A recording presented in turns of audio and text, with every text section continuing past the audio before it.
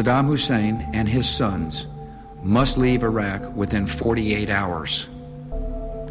Their refusal to do so will result in military conflict, commenced at a time of our choosing.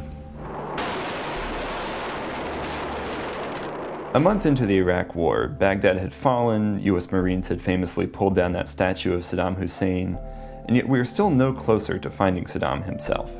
At the time, we actually didn't know whether he had survived the initial invasion or not. But around that time, a video surfaces showing Saddam Hussein and a couple of his bodyguards in Baghdad, somewhere around April 9th. In the video is one particular bodyguard wearing sunglasses and a brown striped shirt.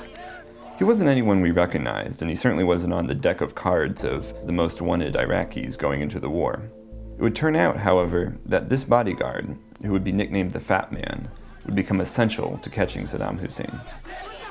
So in mid-June, a man named Colonel Jim Hickey takes over one of the brigades of the 4th Infantry Division. And he's looking over the information that his intelligence analysts have gathered, and he realizes that it's very hard to make heads or tails of what they've determined.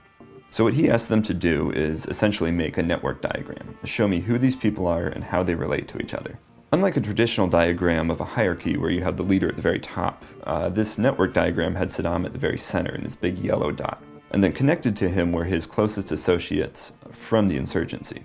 So while there were some big names on there, people who were in the deck of cards, a lot of the people U.S. forces were discovering were families in Tikrit who weren't particularly high on the radar going into the war. And in fact, they discovered that there were 5 families, kind of like the New York Mafia, who really kind of controlled things in Tikrit.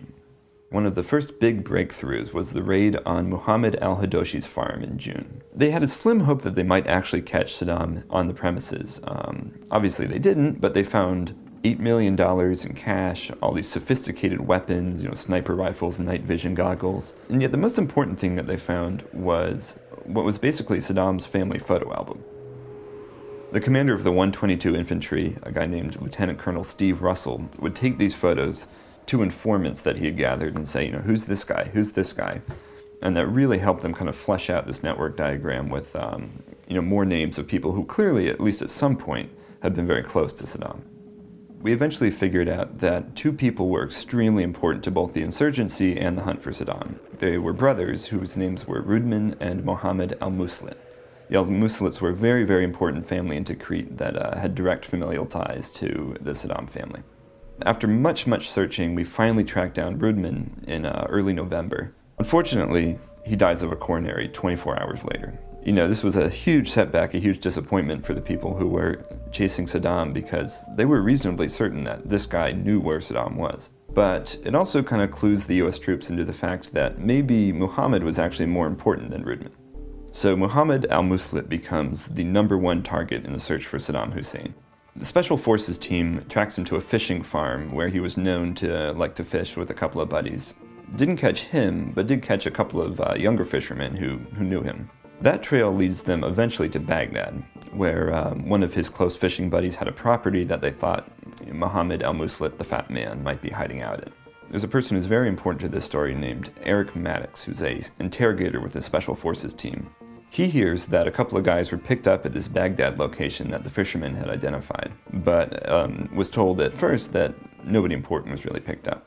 But after interrogating some of the others who were picked up, he begins to realize maybe we actually got Muhammad and didn't realize it. So he runs to the holding cell and, he goes in and he's lifting up the hoods of these detainees, and lo and behold, the very last one he looks at is the Fat Man himself.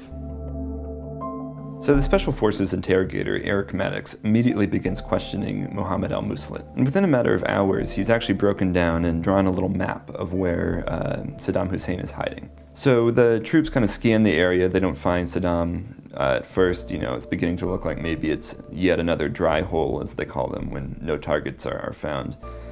And finally, the Fat Man points to a location on the ground. It's kind of concealed by debris. And they uncover it to find a small hole in the ground, which we all famously know as the spider hole. And inside, lo and behold, was Saddam Hussein himself. If the US officers in Tikrit hadn't realized early on that they had to think of the insurgency as a network as opposed to a hierarchy the way we've traditionally thought of enemies organized in armies, then who knows how long the hunt for Saddam Hussein would have gone on.